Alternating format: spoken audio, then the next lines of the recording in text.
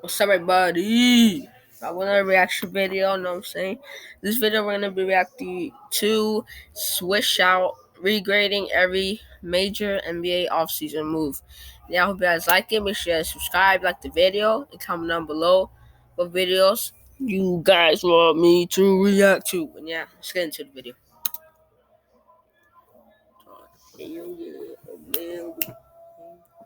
All right, man. As we all know, the 2021 NBA season is officially golden over. And when these all-season moves happens and these trades and free agency signings and things like that, we love to grade them and speculate on what we think is going to happen right there. But nobody really follows up on them. And that's exactly what this video is about. Today we're going to look at some of the biggest moves of last offseason and even some during this season. Because as we all know, some big significant trades happen, and I want to see exactly how they aged so far. Now, before we get into this video, and specifically Dr. Swish, because I'm giving out some grades today, let me shout out today's video sponsor, NordVPN. Wait. He called himself Dr. Swish, but he's giving out grades. So how does that make sense, bro? Doctors do not give people grades. Like, what? What are you talking about, bro? You're a teacher then, bro, not a doctor, bro. Get your stuff right, bro. Come on. I'm on you, bro. NordVPN is just clutch, bro, and I feel like everybody should be using it. Skip. The least no one wants to know about that, bro. I'm outside the country, but I want to watch Michael Jordan's Last Dance documentary, and say the country I'm in, it restricts me from watching that documentary, as some countries do. All you got to do is pick from one out of the 60 countries they provide NordVPN, and you can go back to watching Michael Jordan talk about how great he is for 10 episodes. But I still need to watch that documentary, bro. I haven't even watched it. Yeah, I don't know why. I'm nearly so behind on that. I don't know why I haven't watched it, but yeah, I haven't watched it, and yeah, I want to watch it. It is that easy. NordVPN gives you 50 on all the risk it's possible to switch. Big shout out to NordVPN. Let's get into this video. Finally.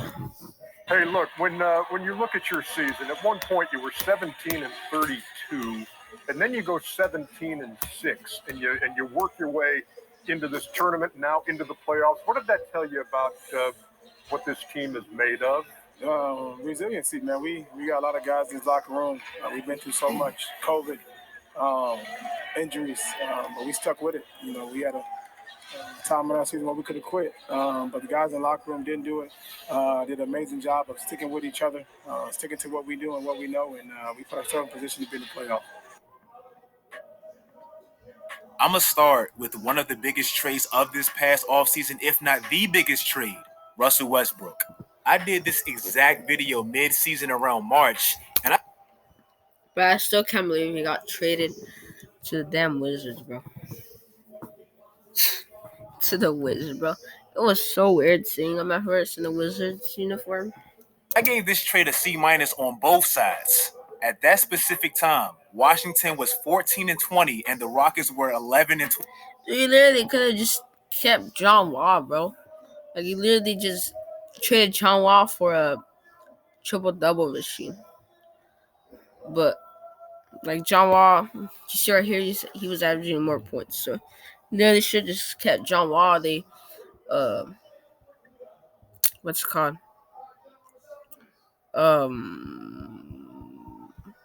Like, they traded, no, what am I talking about? The Rockets should have just kept Westbrook. Because they gave up, him and a first-round pick, I think. I don't even know what I'm talking about, bro. I'm sorry, bro. 23. I really didn't see an impact or any significant change on both sides, so it was just a C- at that time. Now, at least for Washington's side, since that specific video, they did go 21-19 to finish the season. Not the best, and they went on an 8-game winning streak during that time span, and they made the playoffs, barely sneaking in. So you can see some impact. Even though this trade was still a little underwhelming to me, pairing a former MVP and a 30-point per game scorer on the same team and still just making the playoffs and losing in 5 in the weaker Eastern Conference, I'm going to still give it a B.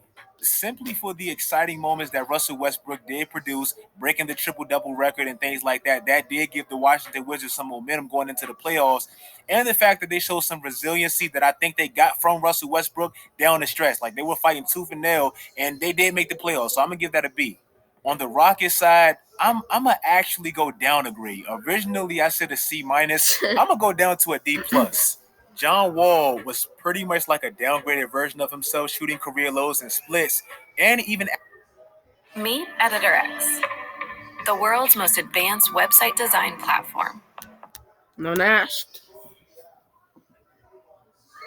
after somehow missing 2 full seasons and getting paid like $40 million a year to do it, he still came back and missed half the year. Like he didn't really give you too much, so I got to give you a D plus for that one. The Charlotte Hornets, they actually went all in with Gordon Hayward and made him look like a smart ass man. Like this man opted out of a contract that would have paid him $34 million in that specific year after he just averaged 10 points in the playoffs. And it's safe to say he won. Instead of actually settling for that one big contract that Boston paid him, he searched for more money and he found it, and it kind of worked out for both sides, if you ask me. Even though Gordon Hayward isn't like a LeBron James or a James Harden as far as names and all that, I think him being a pretty significant name and the fact that he chose Charlotte, a small market that doesn't get free agents, that helped build the momentum of at least the progression of Charlotte as an organization. This is an organization that in the past decade they've done nothing. Like even when they had Kemba Walker, it just looked like a little cute team that may make the playoffs, but they have no direction. Now, even though they didn't make the playoffs, No. cute team Damn, they got 7-59 one year. Damn, that's tough. that may make the playoffs, but they have no direction. Now, even though they didn't make the playoffs, they have some sense of direction based off the season they just had. Gordon Hayward, he comes in and immediately makes his vet presence felt, and he actually produces. And he was actually playing winning basketball. They had a winning record when he was on the court. He just couldn't stay healthy. LaMelo Ball, he comes in and he's way better than I even thought from the start, and he wins Rookie of the Year. Miles Bridges, him and LaMelo Ball had some crazy highlights together, so that could be a great duo going forward. Terry Rozier, he had the best year of his career. PJ Washington, he's going to continue that red pill community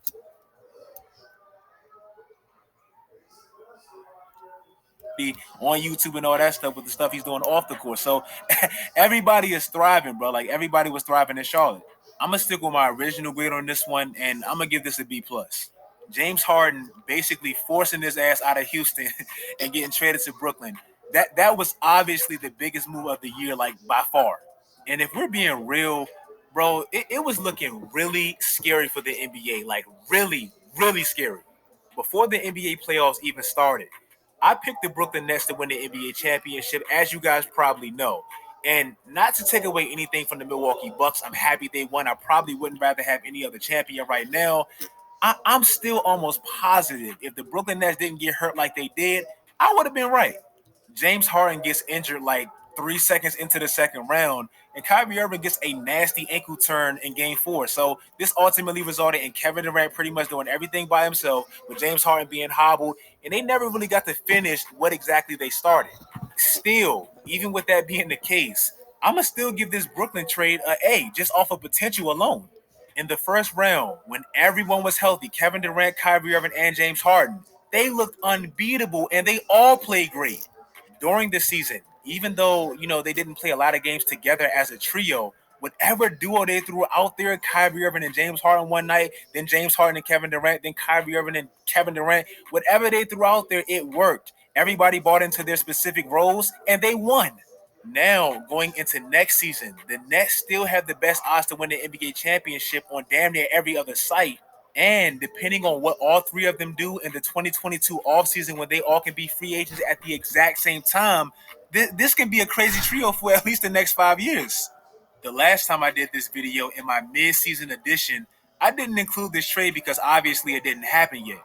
But the Nikola Vucevic Chicago trade, it was definitely one that excited me. And I told y'all in that specific video, I think that trade has a lot of potential. The Chicago Bulls, they've pretty much been a sad franchise post that whole D Rose era and all that. And with Zach LaVine clearly being on the verge of superstardom, it was very satisfying to see him pair with another all-star quality player. After Vucevic joined, Zach LaVine's production did take a significant dip, but that's pretty Yeah, now they have DeMar DeRozan. Understandable saying that growing pains are normal, especially when you make a drastic move like that during the season. And the fact that Zach LaVine caught the virus and had to miss 3 weeks and that hurt their playoff chances, like, I can excuse all that. I'm more excited for their future. We all know Chicago, they've been a dumpster fire these past 3 seasons, and now at least they have two of the top 35, 40 players in the NBA, and they have enough cap room and assets to make a splash move if they so choose. So their future to me, it looks pretty bright. Even though this move hasn't proven to do anything yet, I'm gonna still give Chicago a B plus for going all in while you have Zach LaVine on a disgustingly reasonable contract and a bunch of cap room. Like, why not make this move? As for Orlando, it's kind of hard to give them a real grade because their trade was more for the future, but I'm gonna still give them a solid B. You got Otto Porter on the end of that bad contract, so thank God for that. You replace Vooch with Wendell Carter Jr., who doesn't have the highest ceiling to me, but he still can be productive and kind of like that Horace Grant type of way. And you have two of the top 8 picks in this upcoming 2021 draft. And you have a number 1 pick in the 2023 draft. So at least you got out that weird no man's land where you were making the playoffs, but you're not going nowhere. Like, at least you're building for the future now. So that's good for Orlando. Like I've been saying in the past few videos, Drew Holiday has had a pretty unique role to me in this year's playoffs. And really what I mean by that, Drew Holiday's scoring and his shooting splits, they took a significant hit from the regular season in the playoffs. And when he did contribute offensively, it was pretty inconsistent and a little sporadic and all that. But what he did defensively, basically taking away the other team's best playmaker, picking him up 94 feet, harassing Trae Young in game 6, taking him completely out the game, bothering Chris Paul in game 4, all that, it damn near covered up all of his offensive inconsistencies. Just for the moments this man had alone in the most pivotal moments, specifically the NBA Finals. This is an A plus move, obviously. And lastly, Chris Paul to the Suns. This year, it was like a complete representation of Chris Paul's career. Like, this one specific season for Chris Paul, it summed up his career to the T.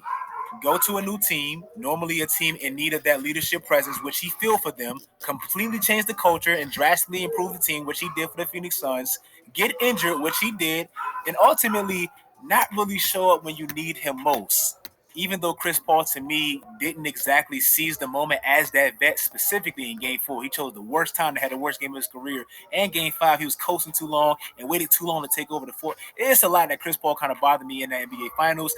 I'm gonna still give this an A plus. Obviously, he took a team that was a poverty franchise for like the last 5, 6, 7 years, didn't even make the playoffs for the last 10 years, and he brought them all the way to the NBA Finals. That's an A plus move. If you guys like this video, make sure you guys like the video. This is like one of the only things I feel like I have to myself in the NBA YouTube community. Typically, people grade the trades when they happen, but no. All right, that's gonna be the video. That's gonna be the right there. That's gonna be the video right there, guys. Hope you guys like it. Make sure you guys subscribe, like the video, comment down below what videos you guys want me to react to, and yeah, I'm out.